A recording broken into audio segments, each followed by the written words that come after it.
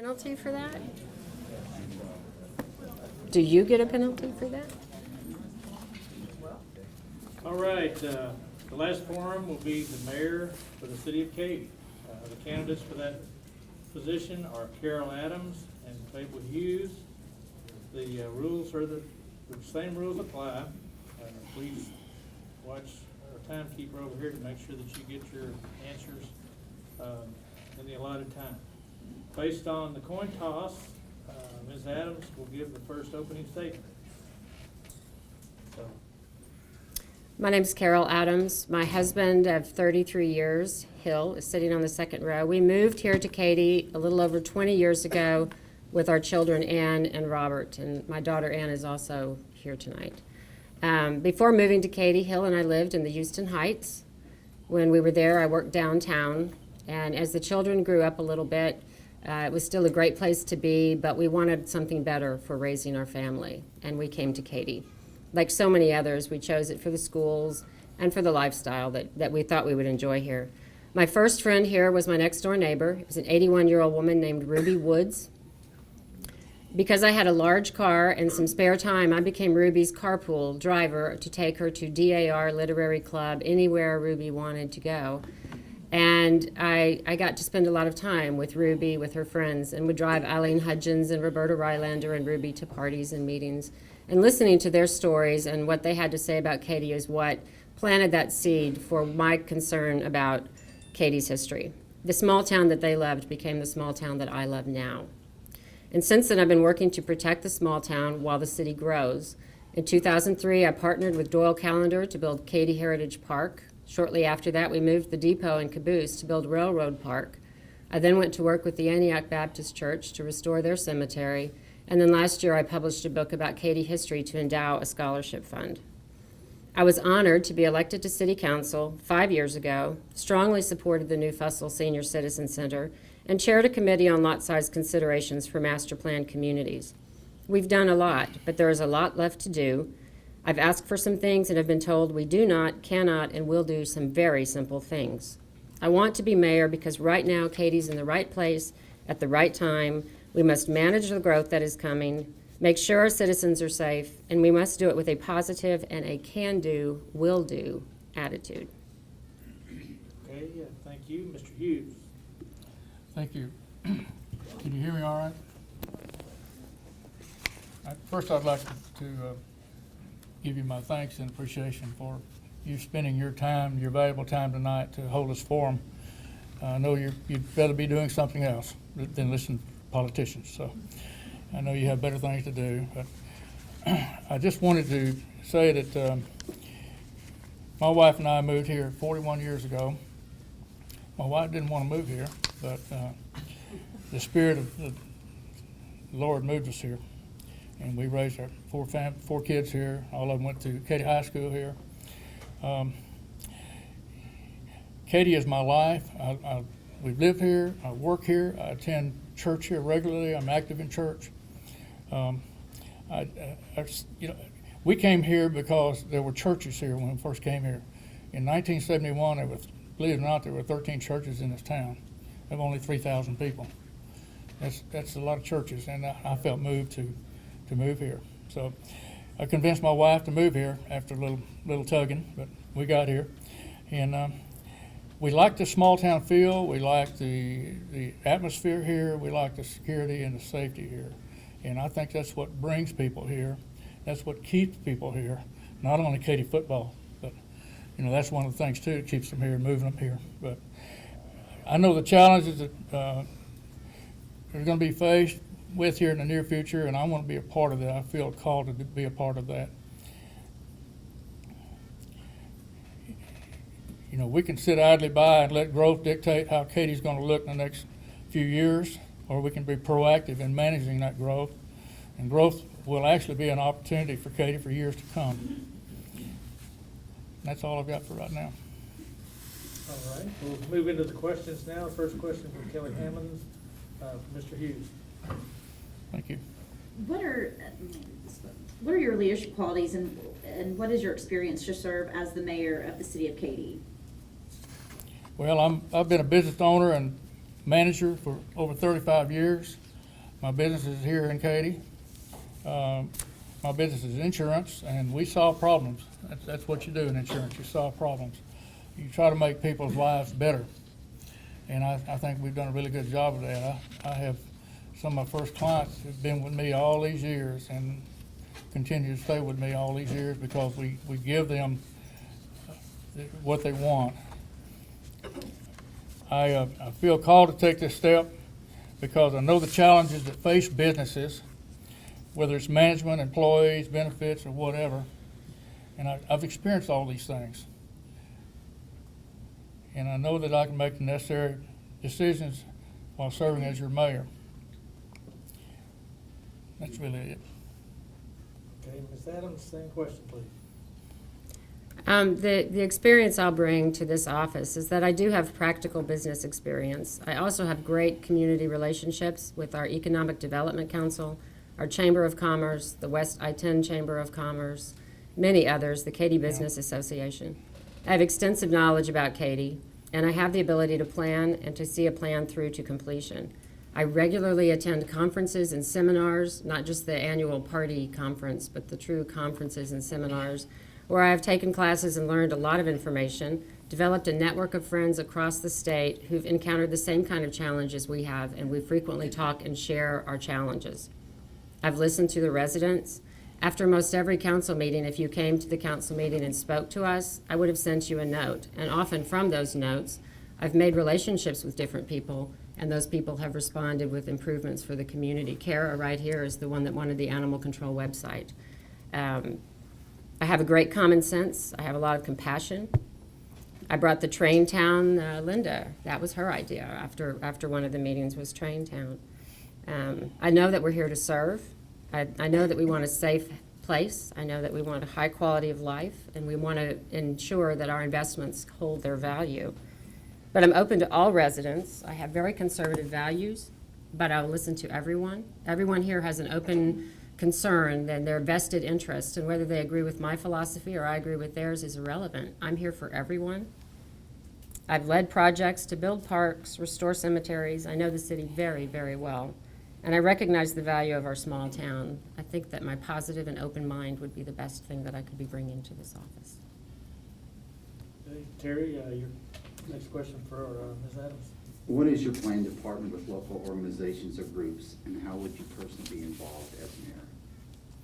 Local organizations and groups?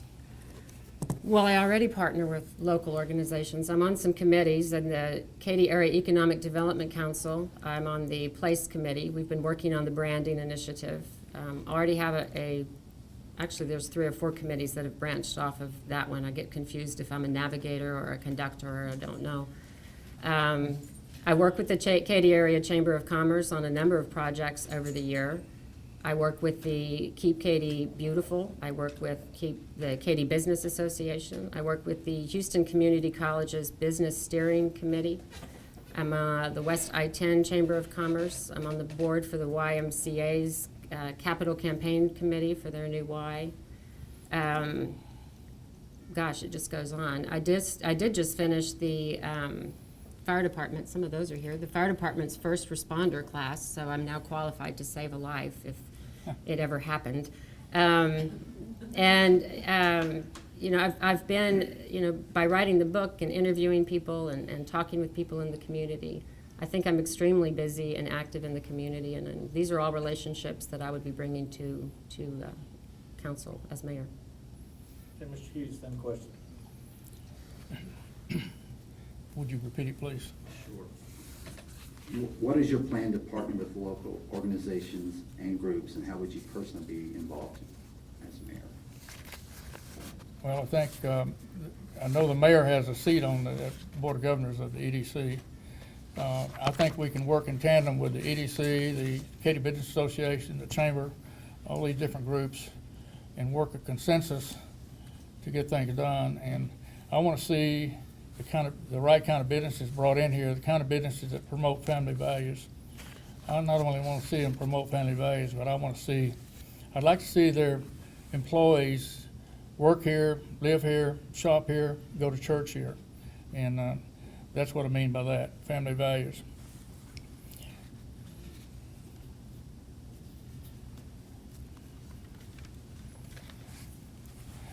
what I said before, I'm a consensus builder. I believe in building consensus.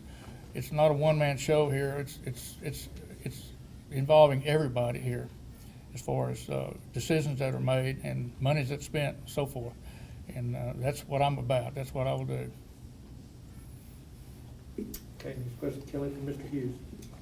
We have programs, Katy area has programs for senior citizens.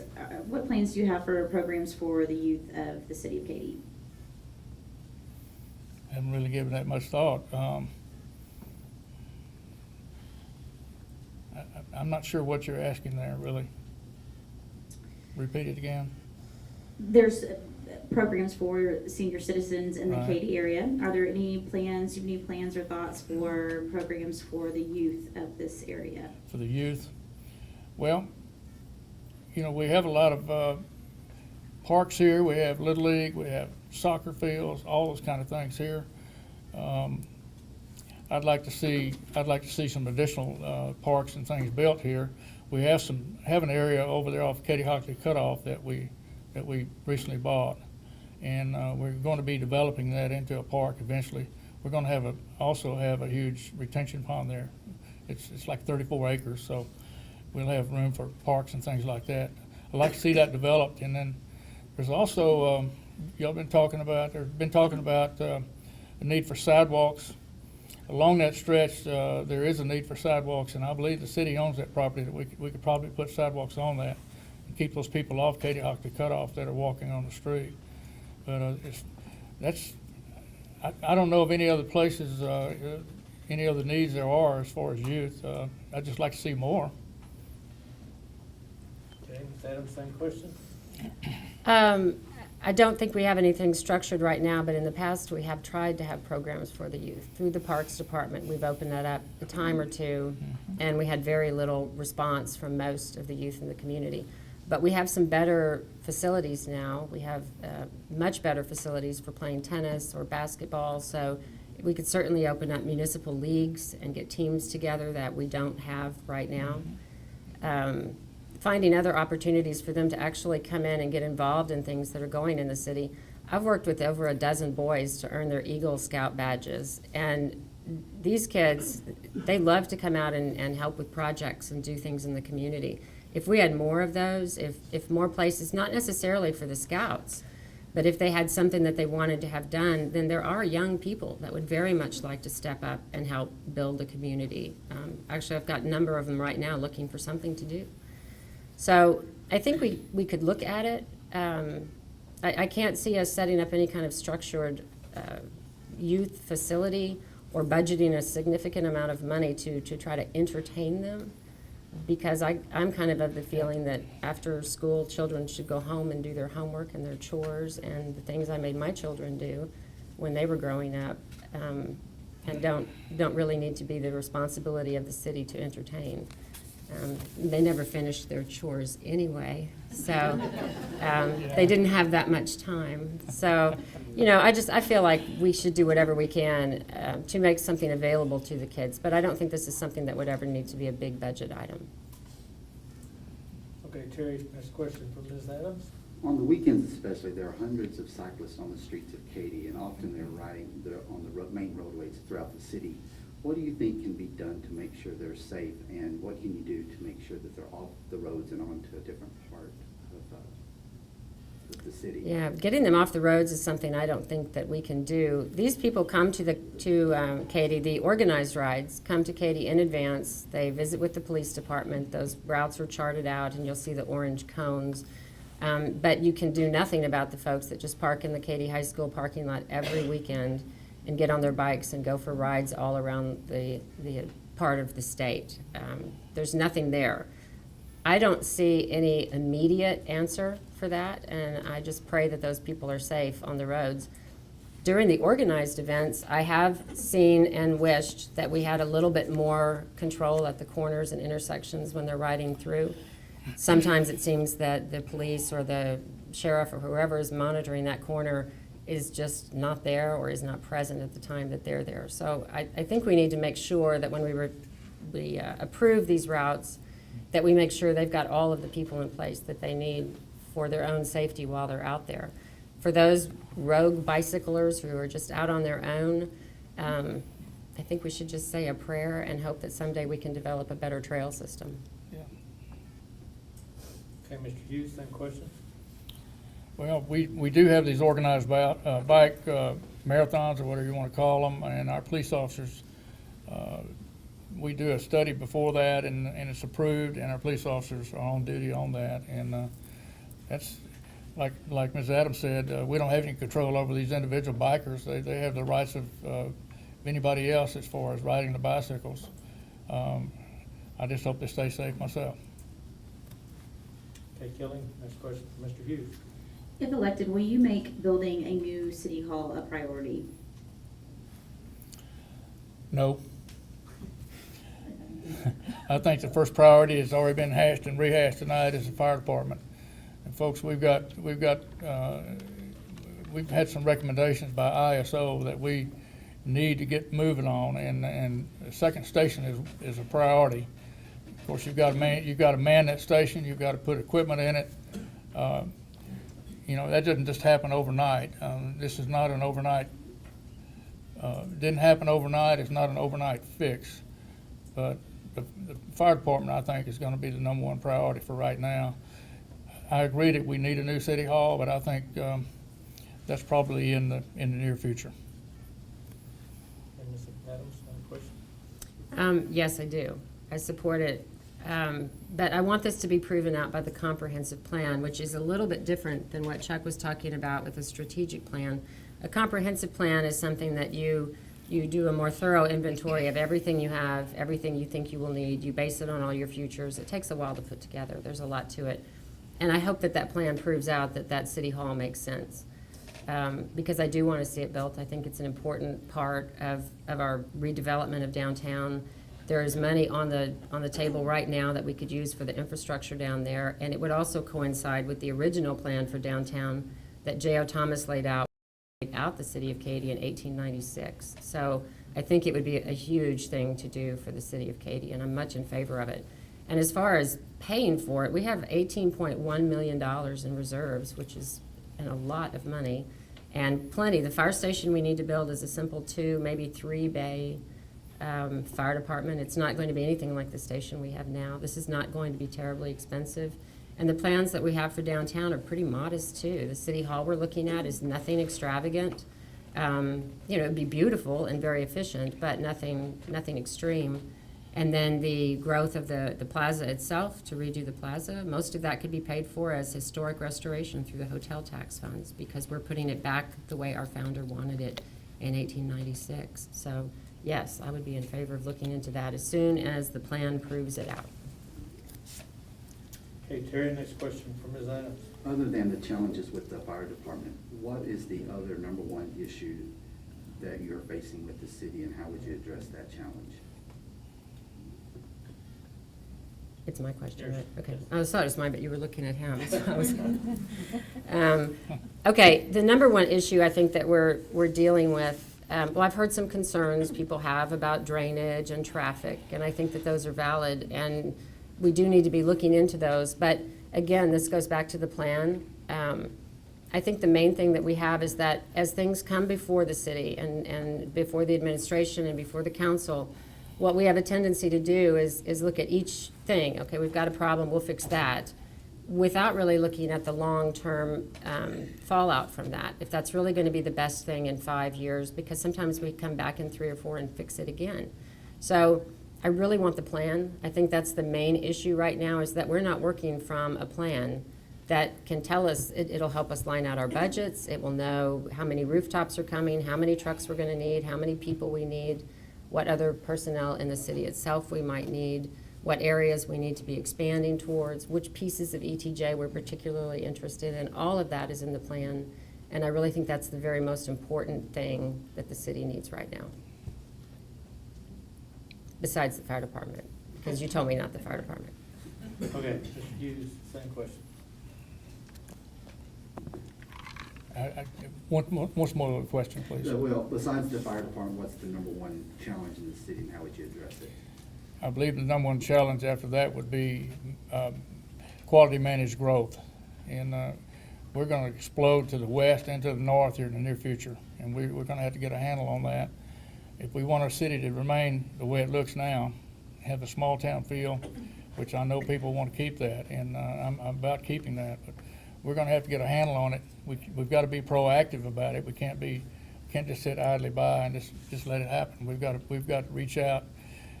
And we were in talks with the city of Houston as far as trying to acquire their ETJ to the north and to the west, but I think they got put on hold. We had a little problem with Metro with them, and they put us on hold on that. So one of the things we need to do is to get back to talks with them to expand, to assume their ETJ to the north and to the west. So we'll have some more wiggle room in the future, because we don't want, if we don't get control of that, then with the city of Houston the way it is, without zoning, anything can be built in these areas. And I think we need to get a hold on it so we can manage that and control what's going on with it. Okay, next question, Kelly, from Mr. Hughes. Okay, this is an audience question.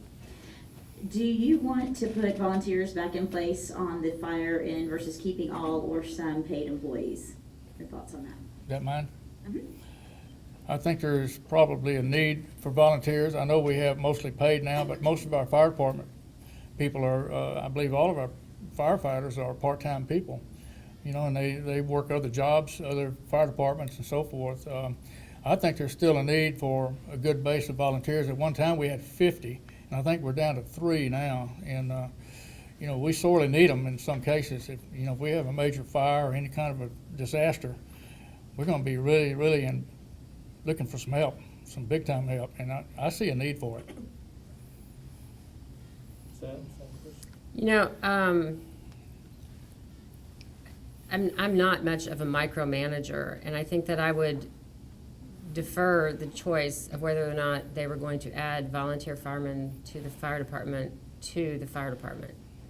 And if that was something that they felt they could bring back in and they could work well, from what I understand, when the volunteers were there with the paid firemen, there were some problems.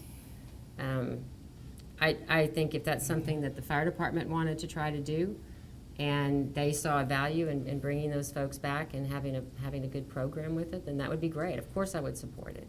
But if they felt like that was it was somehow divisive before, it did not work out. So, you know, as from a standpoint of the city, sure, it'd be great to have people there that didn't want to be paid. You know, but I would defer that call to the fire department itself and have them come back to us with a recommendation if they wanted to start that program back up again. Okay, Terry, your next question is for Ms. Adams. What steps can the city do to keep pace with the growth in the areas of infrastructure, manpower, and regulations? Well, you know, the growth, we know the growth's coming. Everybody knows this part of the state is growing so much. But as far as the infrastructure, the what? The Infrastructure, manpower, and regulations. Okay. Well, the infrastructure is going to have to be upgraded constantly as the growth, but that happens. If you build a new neighborhood, a new subdivision, then the roads to it and the roads around it come in, the water, sewer, all of that will happen along with them.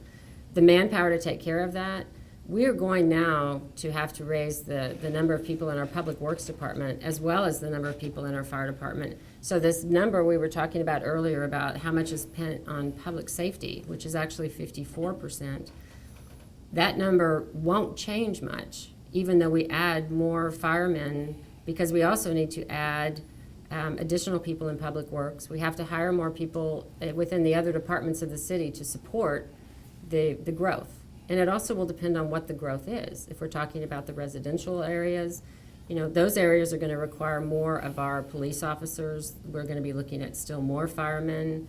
We'll be looking at more of the public works guys that have to come out and do street repairs or fix water lines. If it's the industrial growth, those are great for tax, but they have much less draw on our city services. So kind of depending on what it is would make it possible for us to decide what we would have to do. All of this would be something that would, you know, be part of the plan. When we found out they were coming, we would be able to sit down and know exactly what we would need to do. Okay, Mr. Hughes, same question. One more time on the question, please. What steps can the city do to keep pace with growth in the areas of infrastructure, manpower, and regulations? Well, I believe we already have a plan to try to keep up with that now. We will have to, as the city grows and expands, we will have to add more employees, like in Public Works and Police Department, Fire Department, and so forth.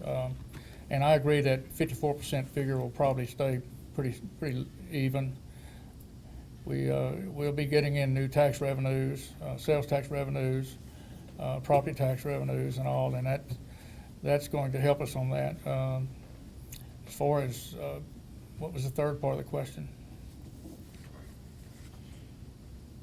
Regulations. Regulations? I don't know about regulations. We're over-regulated now. We've got too many regulations now. I think we need to revisit some of those and streamline them.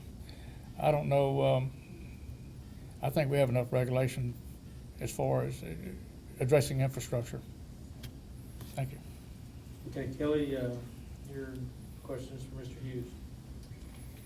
How will you improve the process in the city to communicate with the citizens? Another side question, what technology and systems would you utilize? Gee, I'm not a computer geek, so I don't know much about that, Facebook and all that kind of thing. I know that's the new technology, it's Facebook and Twitter and all these other things. I don't know enough about to talk about that. I'll have an open door policy, I'll tell you that. Anybody wants to come see the mayor, we'll be able to talk to the mayor, have lunch with me, whatever. I don't know, as far as other communications, you know, we have email, we have whatever. I'm not up to speed on all that other stuff with the computers and all that kind of thing, so I can't really address that. Ms. Adams, same question? Yeah, I think there are a number of things we could do right away to improve our communications. One of them is on our own website, which the calendar right now, we're very limited about what we'll put on our website. We only put city events and very few and restricted city events. I would like to see that expanded into a larger calendar of a lot of things going on in the community. We can't advertise everybody's sale, but we could certainly talk about market days for Betsy, or, you know, if somebody was having the Heritage Festival that, you know, they had last week. These things could be on the city's website. So if you were coming here, it would truly be someplace to find out things that were going on. I did start a Facebook page last year called just Katy, Texas, and it's got over 1,300 people who follow it pretty much every day now.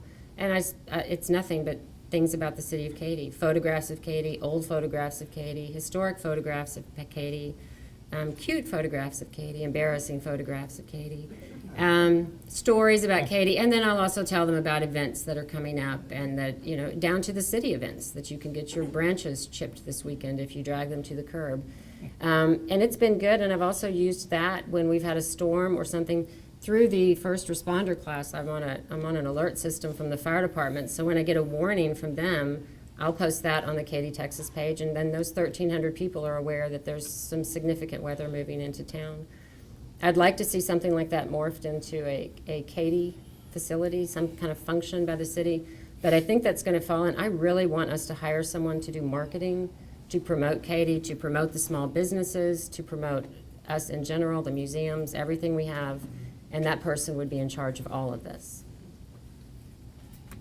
Okay, Terry, your next question for This is Ms. an Adams. Audience question. Do you have any plan to make any personnel changes within the upper staff of the fire or police departments? If so, why?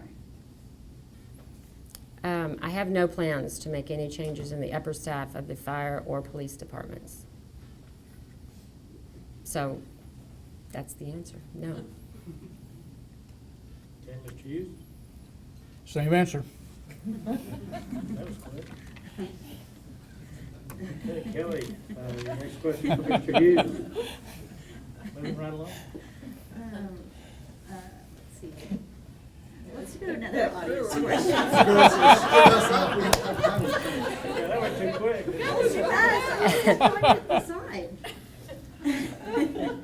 Here's an audience question. How do you feel about encouraging a nightlife in the city? Is that for me? for you, Mr. Hughes. I go to bed at 8 o'clock at night.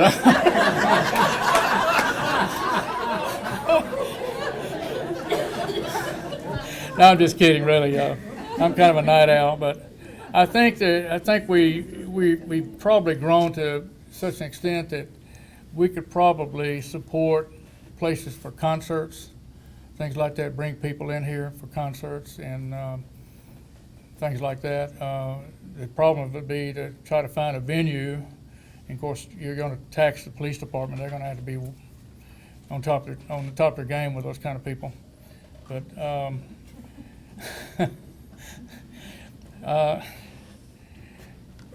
that's about the only thing. You know, you got concerts. You can have concerts. You can have. There's been even some talk about maybe having an amphitheater or something like that here. Yeah, I would support something like that. I don't know how much more time do I have. Like I said, I don't have any much more to say about that. I haven't really studied it. Okay, Ms. Adams, any questions? Well, we do have opportunities for nightlife. That's kind of a liberal term to use for what we do in Katy. But we have the new development that's being planned with the part of Cane Island. The development out there is going to be building a 14-acre amphitheater that they want to have public events at. And we do have concerts this past weekend. We had the Jazz Festival with 2 fabulous evening concerts there. So it's really not between the schools and the Katy Cultural Arts Alliance brings things here, the Lone Star Symphonic Band. There are a number of opportunities to do things in the evening if you want to go out and do them. And even then just go to the high school performances, which are terrific as well. But I think this question was probably more directed at, you know, would we be interested in having more clubs and places for people to go dance and drink or something? Because I don't know who asked it, but I'm just guessing that you weren't interested in the Jazz Fest. So I'll tell you my thoughts on that. I think it's great to have little local bars and places that people go at in the evening. I think that it's very important to set it up with a standard where they have a minimum amount of their sales, a percentage of their sales has to be food, so this isn't just a bar, it's a restaurant as well. There are a lot of places where you can go into wonderful places that will do that nightlife thing that people are really enjoying, but it's also some place where you can take kids and have dinner in a separate kind of all fun, good area. So I'd be open to looking at it as businesses wanted to come here. And if we revitalize this area of downtown, I think it sounds like a natural and a perfect spot for somebody to install a little wine bar or a late night little jazz cafe or something like that around the square. I think that'd be lovely. So I'd be open into seeing what it is. Okay, Terry, your next question is from Ms. Adams. What do you feel can be done to draw more tourists to Katy? Well, we need to find something for them to do. We have great things to bring tourists here during the Rice Harvest Festival or market days or things that are scheduled, but we don't have a lot of opportunities if you just happen to come here on the wrong weekend. There are not a lot of things for you to do. You can shop. We've got some great shopping. You can go to the mall, and people come for just that purpose. People check into the hotels just to go to the mall. It'd be nice to find a reason to get them to this side of the freeway. I would like to see us work with our VFW. They have a great museum. The city has a great museum. We have the historic homes. I'd like to find a way, and we've talked about it for years and have just not yet found that key to doing it, but find some way for all of these to work together so they could be open more, maybe even 6 days a week. So if people came here, then you could promote it.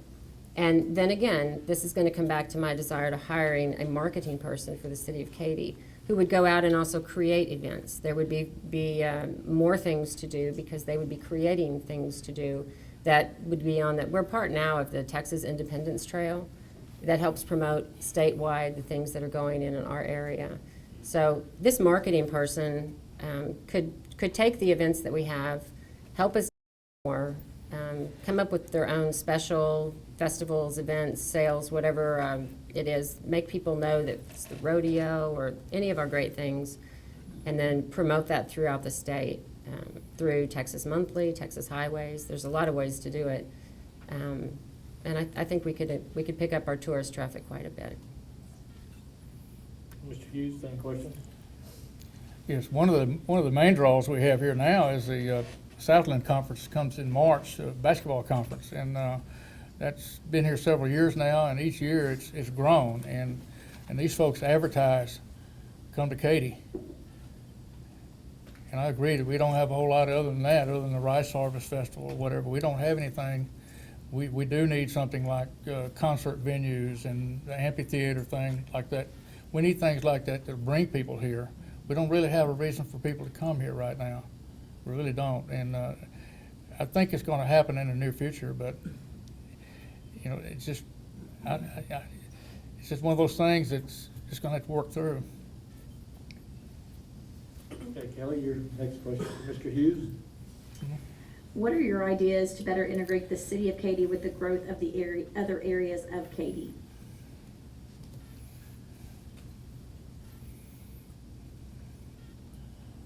Well, we're going to have to get a handle on the growth. We're going to have to manage that, and we're going to have to work in tandem with the areas around here. It's through the EDC, the Chamber, and the Katy Business Association, and so forth, to work in tandem with all these different entities around here to try to get everybody on the same page with that. I don't know what other ideas I would have about that. I'd be open for any kind of ideas on that. Done. Okay, Carol? Okay, well, that same committee with the Katy Area Economic Development Council has been working on this for a very long time. And part of the survey that they did was what led to the branding that they're doing now, the Energy Grows Here brand, which is something that's supposed to unite the entire community, the city of Katy and the area around it. One of the things we learned in that survey, though, was that the people that live in the greater Katy area do need the city of Katy as an anchor. It's a very strong thing to say that there is, in fact, a city of Katy where you go to the Woodlands or somewhere. There's not a city of Woodlands. But here we have Katy, and that's a big thing. We also really need them because they're the ones who come and buy all the things at Katy Mills Mall. That means we have $18.1 million in reserves, so we like them too. I've done a couple of things. The All Aboard Katy Art Project is a train project. Some of you may have seen some of them. They're kind of like the cow parade where we've painted these and placed them around town. They're supposed to be something so that when you see one, you know you're in Katy. It's part of Katy. It's a public project in Katy. Those are in the city of Katy. Those are all around the community. And then when I wrote the book, I made sure the book included the Barker areas and all the way down to Highway 6, talked about areas that don't exist anymore. And part of that was so that the people in Cinco Ranch, when they got the book, would feel like they were part of Katy. Because we don't want to make them feel alienated, and we don't want to separate. We're separated now by the freeway. You're either north or south, and that means something. You're either in a master plan community or you're in Old Town Katy, or you tell people you're old or new, or you have the right zip code or the wrong zip code. There's so many things that divide us right now that the more things we can find to bring us together, if it's the brand, if it's an art project, if it's a book, if it's, just the Rice Harvest Festival was started for the very same reason. So I'd be looking for more ways. Okay, Terry, your next question for Ms. Adams. Traffic, what would be your top three mobility projects? Well, actually, those are already slated out in a plan. When we're finished with the Katy Land Drive, the next thing, if it is ready to launch, would be Cane Island Parkway, but that is not supposed to start for at least a year. So after Katy Land, the next project that we have on the books is on Morton Road, to expand Morton Road, widen it and install drainage. After that comes an expansion of Franz Road. And then we have Nelson Road, which is south of I-10 over by the mall. Well, after that, Kingsland, then 5th Street, then Peterson Road. And all while we're doing, these are our major projects that we have on the books. At the same time, I think that we could be looking for alternate routes throughout the community. Sometimes just one small street that you could cut through would alleviate a significant amount of traffic. I would love to be looking at just installing right turn lanes in some places, like 1463 and I-10. you know, I mean, it's bad if you're going left, I can't help you, but if you want to go right, we could put in a right turn lane so people could not stand in that long, long line there. I'd like to look at other small things to help with traffic in general. Like at 10 o'clock at night, if the lights could just flash as stop signs instead of stay there, so you have to sit for 4 minutes when nobody's coming and you really want to go and you know that one of those many police officers is there if you try. I think we could work with the state to make sure our lights are working when we want them to be working. You know, a lot of the lights were installed with the systems that if you pull up to it, it triggers it and changes, and those are not all functioning right now. So we know we're going to need more lights, more things. We're going to have to work with them to figure that out. But I think we have a lot of things on the books that are going to make a big difference, and I think we've got a lot of easy things that we could do to make it nicer right now. Okay, Mr. Hughes, same question. Well, right now, we are working on Katy Land. Of course, that's gonna be a major expansion. That should alleviate Avenue D somewhat. And also, we had a year or so ago, we had Katy Fort Bend Road open up, and that took a lot of traffic out of here too. But Cane Island Parkway is coming up next. That's gonna be on the west side, and that will hopefully take some traffic off. Other than that, I don't know of any other plans. First I've heard about Morton Road, and I live on Morton Road, so first I've heard about that one. So I'd kind of like to see that not expanded. You know, and when you widen these streets, that just brings more people. So we kind of like to have it that way. Okay, last question, so get us a good one, Kelly. Ooh, okay. No pressure. Yeah, this is from Mr. Hughes. What policies or initiatives are you passionate about making a reality if elected? For policies? Policies or initiatives?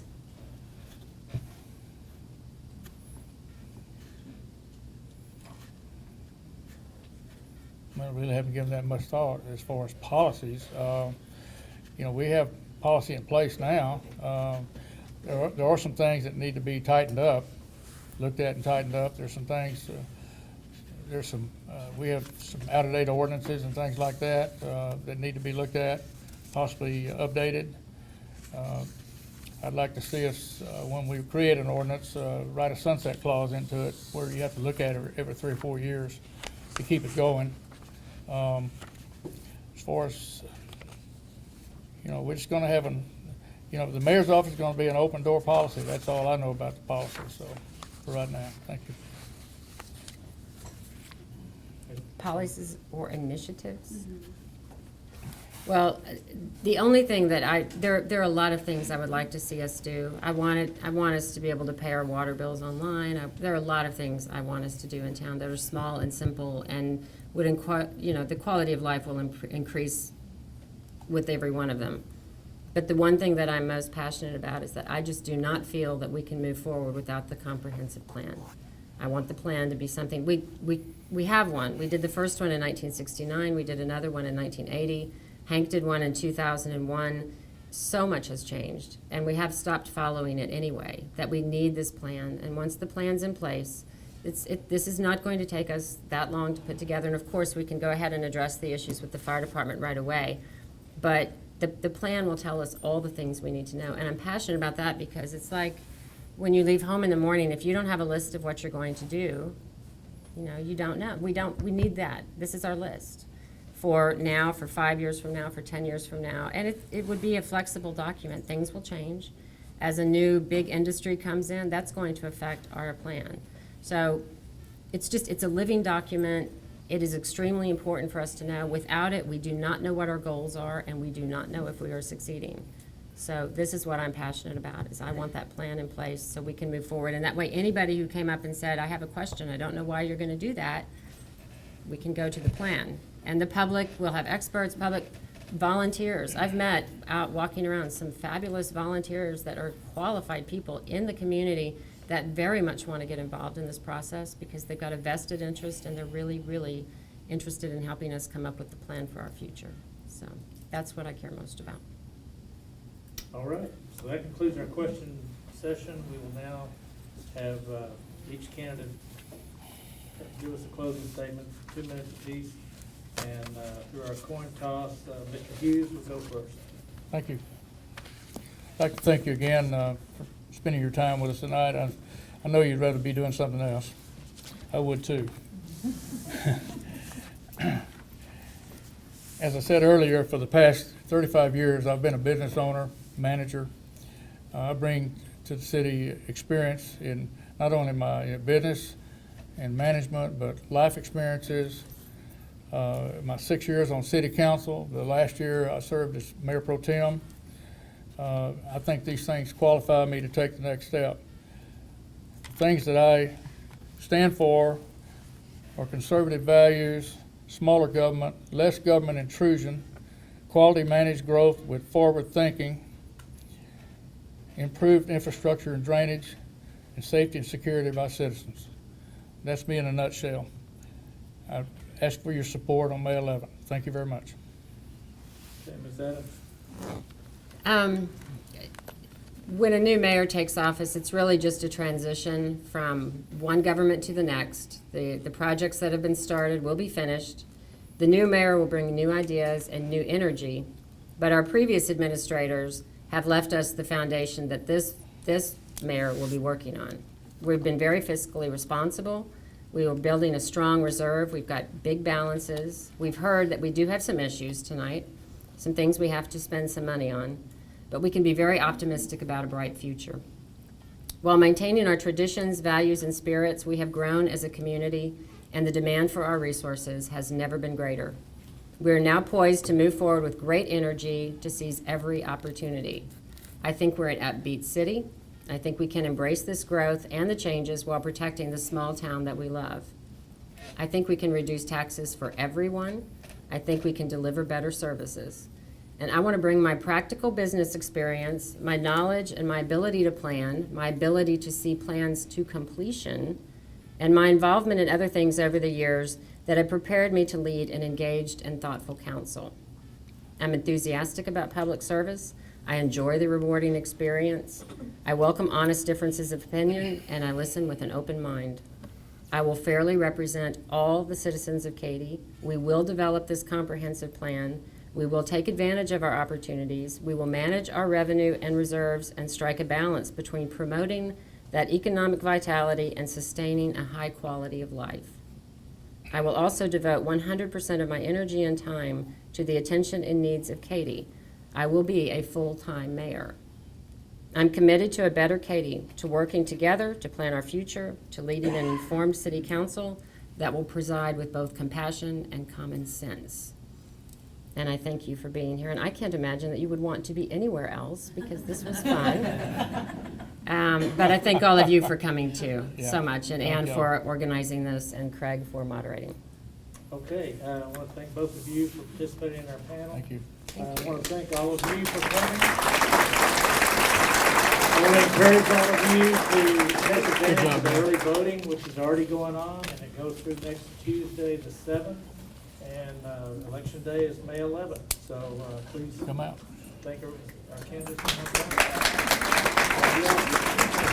Come out.